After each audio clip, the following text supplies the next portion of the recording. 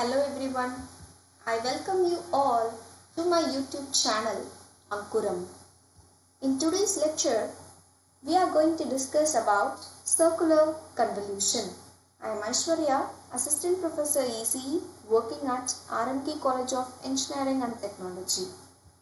So before going into the actual topic, first let me give a brief introduction about convolution. So what is convolution? Combining two signals or two sequences to get the third signal.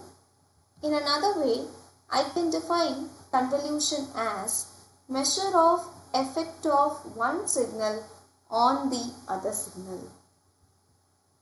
Convolution is also called as filtering. In signal processing, how or why we need convolution? Convolution is mainly meant to determine the output response of a LTI system. What is LTI? LTI refers to linear time invariant system. So why it is important in signal processing? Because a very important property that is satisfied by convolution is convolution in time domain is equal to multiplication in frequency domain. So basically, there are two types of convolution in signal processing. One is linear convolution, the other one is circular convolution. Okay, now we will find out the difference between linear and circular convolution.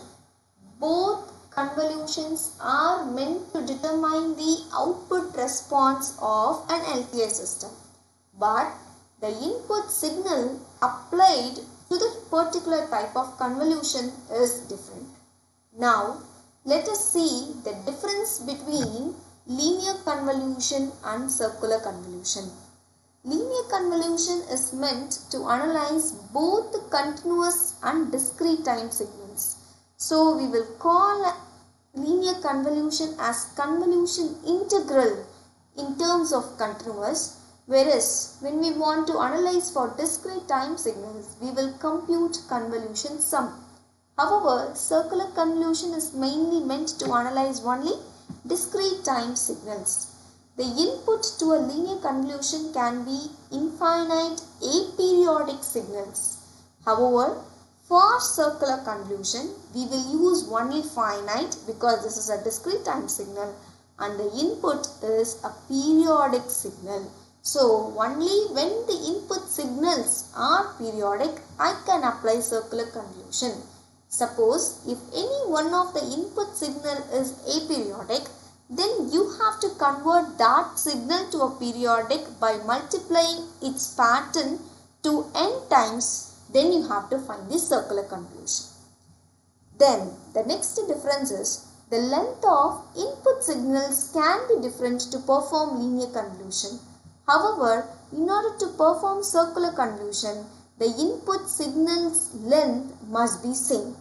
Say for example, n is the length of first sequence, m is the length of second sequence. Then the output length by linear convolution is given by L equal to n plus m minus 1. However, when you want to compute circular convolution, the output length is equal to maximum of n, n. Similarly, to analyze the discrete time signals in frequency domain, we will use IDFT. However, if you want to analyze the signals in frequency domain via circular convolution, then you will use discrete Fourier transform. I already told you what is the difference between DTFT and TFT in the previous lectures. Okay. Now, I told you why we need convolution in signal processing, because convolution in time domain is equal to multiplication in frequency domain. Similarly, here we are using x1 of omega and x2 of omega with the help of DTFT. And here x1 of k and x2 of k is found with the help of DFT. And how can I define my time domain linear convolution? It is defined by summation p equal to minus infinity to infinity x1 of p, x2 of n minus p. However, when I want to perform circular convolution for the time domain signal, this is the formula. So, summation p equal to 0 to n minus 1, which indicates this is a finite signal. x1 of p, x2 of n minus p. This is the notation for your circular convolution. This n stands for modulo n. Okay. Now, with this basic difference between linear and circular, now we will go to the problems. Methods to perform circular convolution. Basically, we have three methods to perform circular convolution. The first method is using DFT method and IDFT method. The second one is graphical method or concentric circle method. And the third one is matrix method. Now we will see each method in detail via solving problem. So this is the sample problem. Perform circular convolution for the sequence x1 of n equal to 2, 1, 2, 3 and x2 of n equal to 1, 2, 4, 5 using DFT and IDFT method, graphical method, matrix method. Okay. Now, irrespective of the method, the very first step what I have to do is you have to check the length of both sequences. Now, say for example, I am assuming the length of first sequence x1 of n as capital N. Now in this question it is equal to 4. And similarly I am just denoting the length of x2 of n as m and the length of x2 of n in our question is 4. So both the length are equal, so you can proceed with the problem. However, if you have a mismatch in the length, then you have to append zeros in order to match both lengths. The main thing before performing circular convolution is you have to check the length of both sequences. The length of sequences must be same, only then you can do circular convolution. Okay, in this problem we don't have any issues with respect to your length. So n and m both are same. So the output length L equal to 4. Okay, so this is the output length L. So what is the first step? First step we are going to use using DFT method and IDFT method. So I already told you how to compute DFT and IDFT for a given sequence in the previous lecture. The YouTube link for computation of DFT and IDFT will be given below. So you can refer on how to compute DFT and IDFT for a given sequence. So I am going to simply say the steps on how to perform convolution via this method. So what is the question? So step 1, I have to find x1 of k from x1 of n. This is the first step. How can I do? I can apply DFT to the sequence x1 of n to get your x1 of k. Okay, va? So the given sequence x1 of n is equal to 2, 1, 2, 3. You apply DFT for this and find out the answer. So I am writing the answer directly. So I have got x1 of k as 8, 2j, 0, minus 2j. This is the first step. The second step what I have to do is, given your second sequence, you have to find the DFT for the second sequence. In this problem, the second sequence is denoted as x2 of n. Apply DFT for this sequence to get x2 of k. Okay. Now I will write the answer directly for the x2 of n given in the question. So x2 of n is equal to 1, 2, 4, 5. This is the question.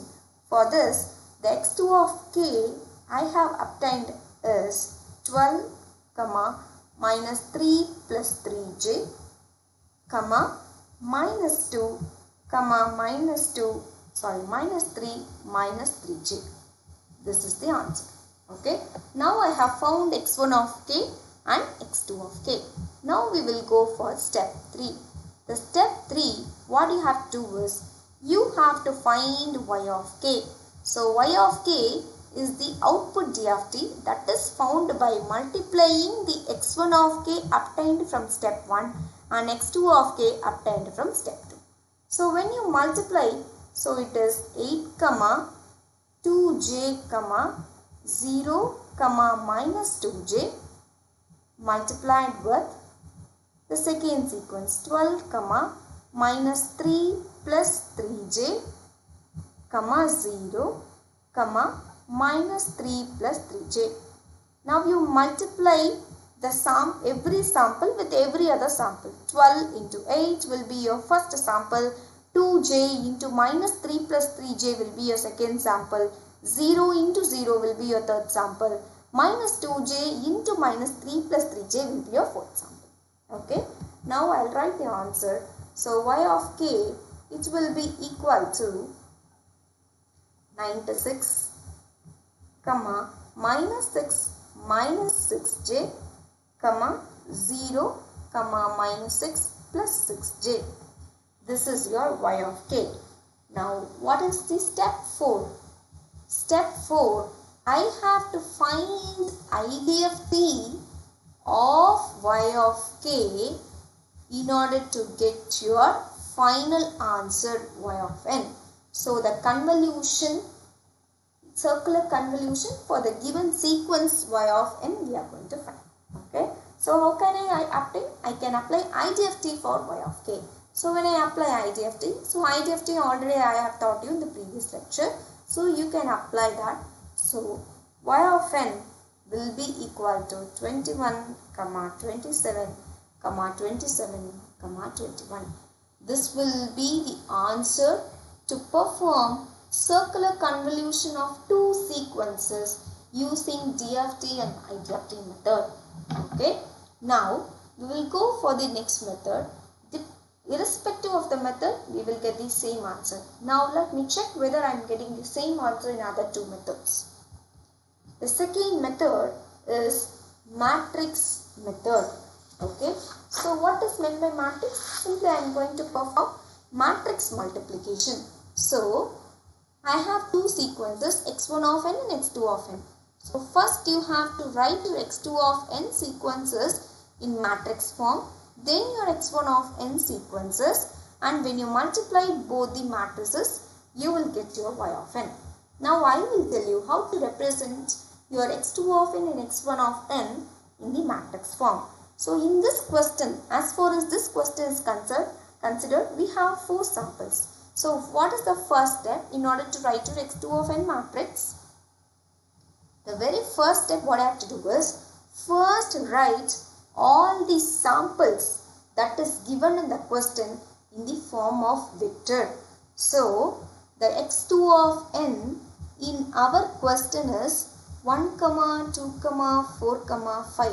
Now you write this in form of vector. So it is 1, 2, 4, 5. Okay. Now in order to form the next column, what I have to do is, you just write the last sample of the first column as the first sample of the next column. Okay, the last sample you have to write like this. Then the remaining samples 1, 2, 4 should be written one below the other. This is how you have to form the second column. And this process should be continued until you get this 1, 2, 4, 5 repetition. Okay. Now 4 will be the first sample in the next column and the remaining sample is 5, 1, 2. So you write 5, 1, 2. Okay. Now in order to form, whether we have to form the next column? Of course yes. So 2 will be your next sample and the remaining sample will be 4, 5, 1. Now when you repeat this same procedure, what you will obtain? You will obtain the first column, no? So you have to stop till this. Okay. Now you have to form your x1 of n. So what is your x1 of n in the question? So x1 of n is equal to 2, 1, 2, 3. Now you write this x1 of n in form of vector. So 2, 1, 2, 3 you will write. Now you have two matrices. You can perform matrix multiplication. So when you perform matrix multiplication, so what happens? first row into first column. So 1 into 2 plus 5 into 1 plus 4 into 2 plus 2 into 3. This will be your first value, correct? Similarly, 2 into 2 plus 1 into 1 plus 5 into 2 plus 4 into 3 will be your second sample. Third sample, third row into your x1 of n. So 4 into 2 plus 2 into 1 plus 1 into 2 plus 5 into 3. And the last sample, 5 into 2 plus 4 into 1 plus 2 into 2 plus 1 into 3. This will be your next sample. So when you write the value, what happens? So this will be your y of n. So y of n when you write, so it is 2 plus 5 plus 8 plus 6. Here it is 2 plus 1 plus 10 plus 12. Here it is 8 plus 2 plus 2 plus 15. And the last sample 10 plus 4 plus 2, 10 plus 4 plus 4 plus 3. Okay. So when you do the answer, final answer, now it will be y of n, again it will be equal to 21, 27, 27, 21. This will be the resultant answer that you have obtained for the given sequence.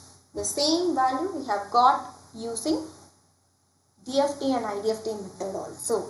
Okay, so this is how you have to perform your matrix method.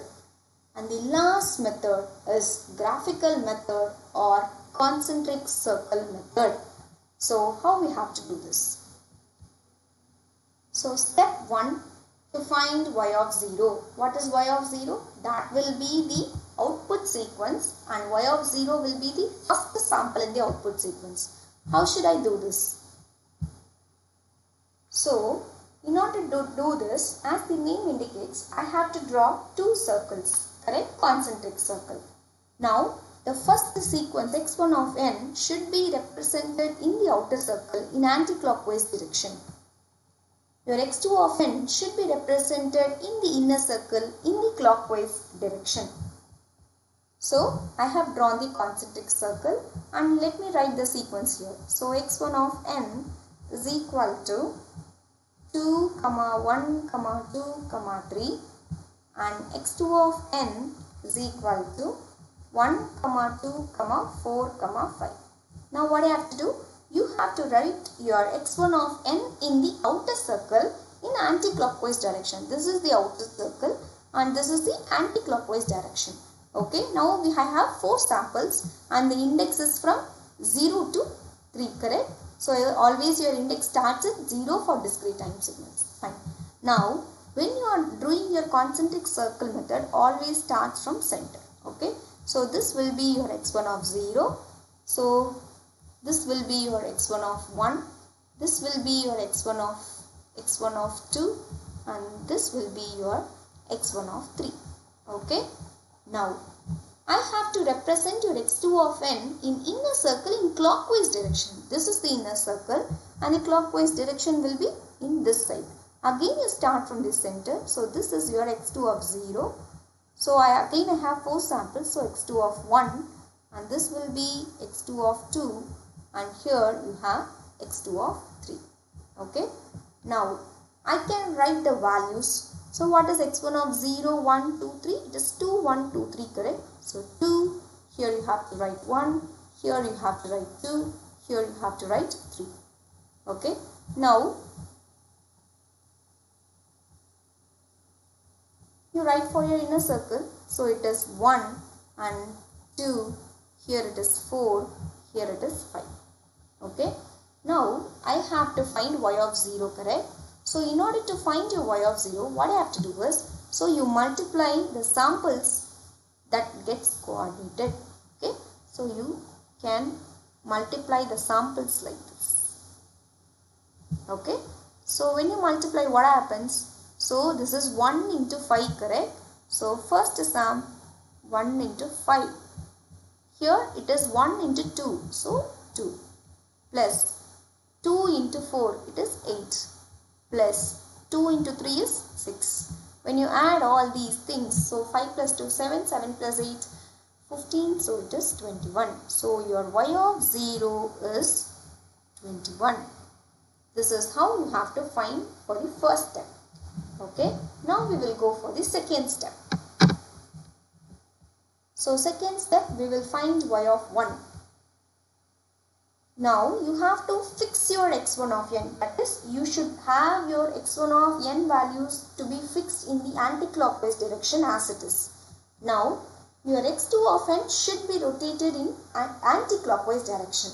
So previously we have rotated your x2 of n in clockwise. Now we are going to rotate this in anti-clockwise. And how long I should rotate this? This step 2, it keeps on repeating until I end up with step 1.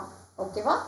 Now this is my concentric circle. Now what should I do? I should fix my x1 of n. So I should not change my x1 of n. So what is x1 of n in our question? So it is 2, 1, 2 and 3. Correct? Now what I have to do? Now I have to rotate my x2 of n in anti-clockwise. So anti-clockwise I have to rotate.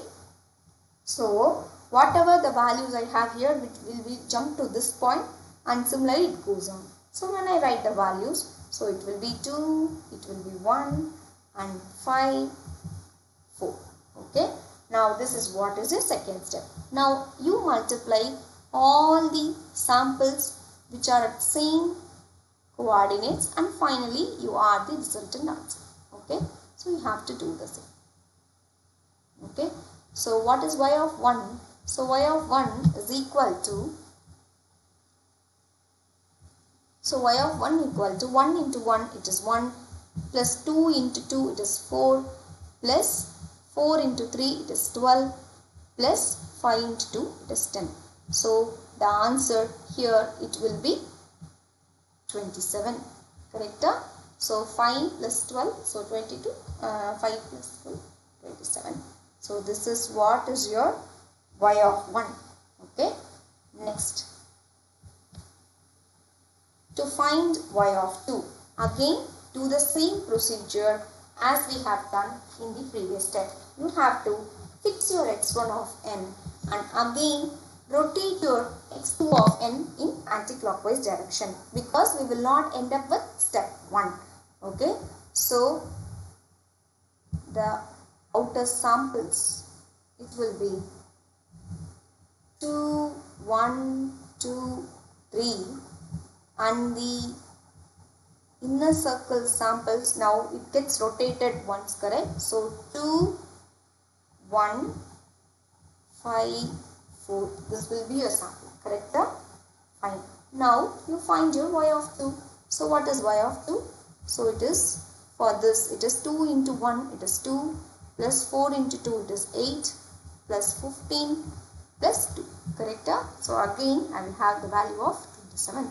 This is y of 2. Next step, to find y of 3. Same steps you have to proceed now. Okay.